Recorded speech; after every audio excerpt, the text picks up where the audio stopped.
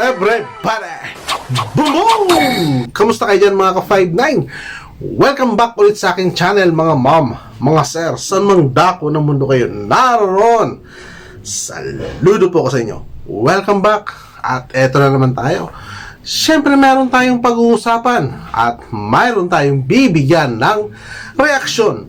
Katulad ng mga napapansin natin, mga nababalitaan natin sa paligid, lalo na ngayon sa papasok na gobyerno ni Pangulong Bongbong Marcos. Ano nga ba ang mga inaasahan natin sa bagong gobyerno ng ating bansa? Lalo bang aangat ang kalidad ng ating bansa? Matutuloy nga kaya yung 20 pesos na halaga ng bigas? O kahit man lang dumikit sa 20 pesos na halaga ng bigas ang per kilo? Matutuloy kaya? Magkakaroon kaya ng katuparan ng mga ito? Magkakaroon kaya ng katuparan yung mga inaasam na mga taong bumoto kay BBM at kay Madam Sara? Lahat kaya ng inaasahan nila ng mga binanggit noong panahon ng kampanya ay matatamasa kaya ng mga bumoto kay Pangulong BBM? Marami ang naghahaka-haka at mga bumubuo ng kwento para sa kanyang inaugurasyon na magaganap sa June 30. Ano nga ba ang aasahan natin sa araw na ito? Magkakaroon nga kaya ng simpleng, tradisyonal na inaugurasyon? Mababawasan kaya ang mga gulo sa kabila ng mga maraming namumuong mga pagbabanta patungkol sa katahimikan ng ating bansa at pagbabanta patungkol sa inaugurasyon na ito? Nasecure nga kaya ng husto ng mga military at pulis ang lugar na ito? Yung kayang mga rallyista ay kaya-kayang pigilan ang mga ito na hindi makapangpahiya o makapangpagulo?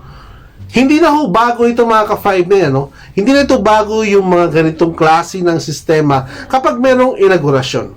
Kahit sino ang pangulo natin, marami ang negatibo, marami ang antay sa ating gobyerno. At itong mga antay na ito, sila yung mga walang kasiyahan sa buhay, na kahit sino ang iupo mong presidente sa ating bayan, ay sila yung hindi masisiyahan kahit anong gawin mo sa kanila. So, sa palagay ko naman mga ka-59, sa ganitong klase ng ating sistema ngayon, at tayo ay high-tech na rin, malabong mangyari na magkaroon ng kaguluhan o pagsisira sa araw ng inaugurasyon ni BBM.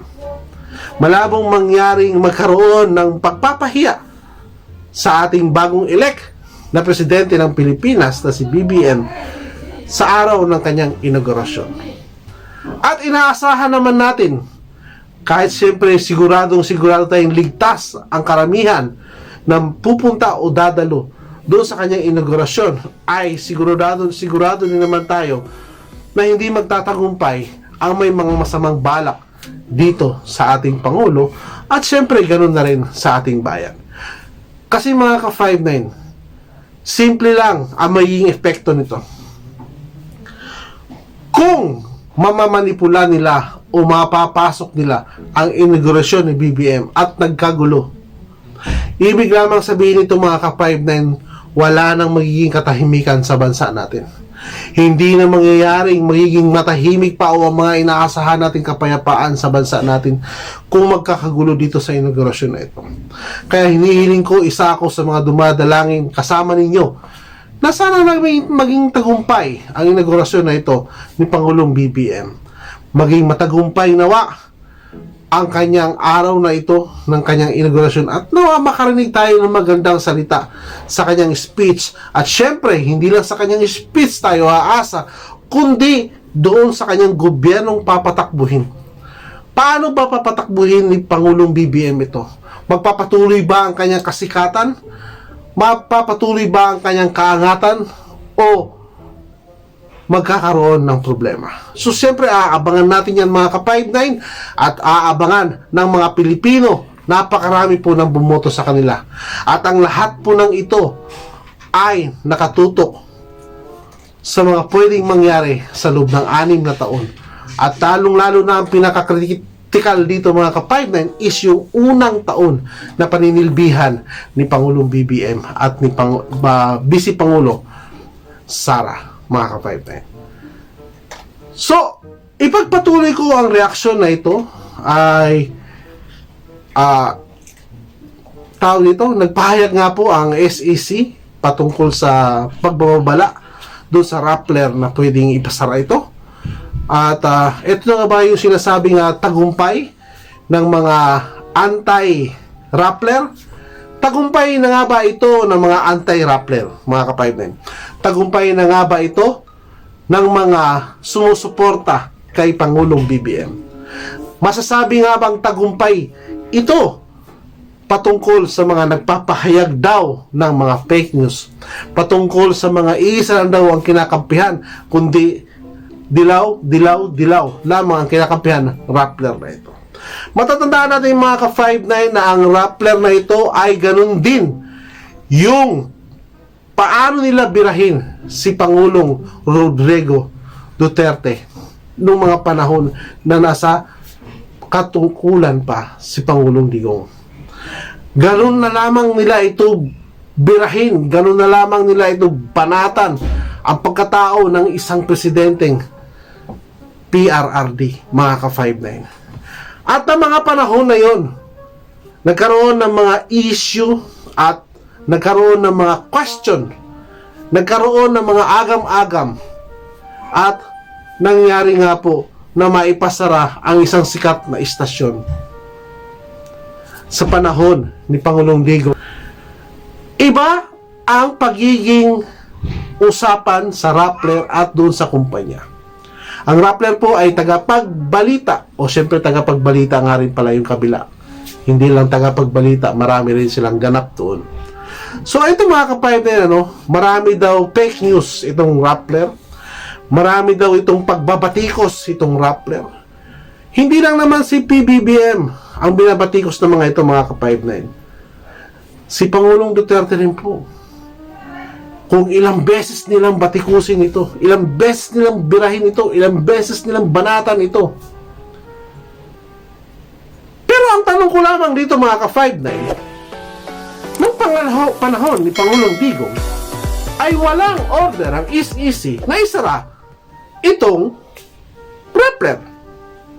Ngayon, sa panahon ni Pangulong PBBM, ay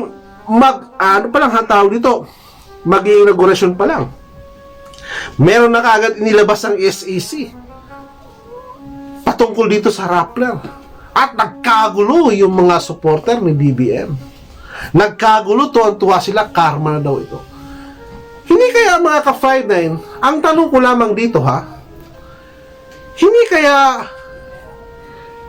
unti-unting inaatake yung freedom of speech?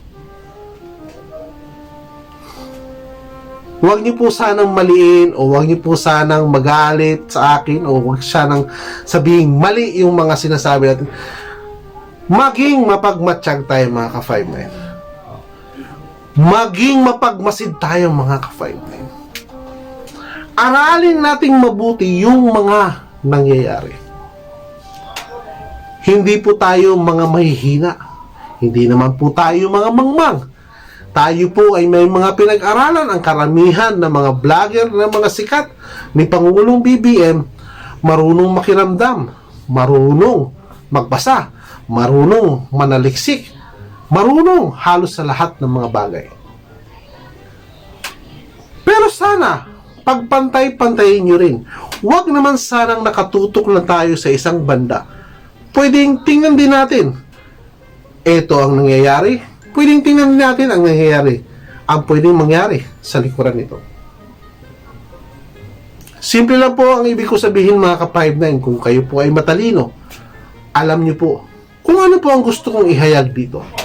Hindi na po kakailangan pang i-elaborate natin kasi mga matatalino naman po kayo. Magagaling kayong manaliksik. Magagaling kayong magmasid at magmatsyag. Kaya nga po sinasaluduhan ko po kayo, lahat ng mga BBM vlogger. Maraming salamat mga ka-59. Mag-ingat po tayo lagi at lagi ko pong sasabihin mga ka-59.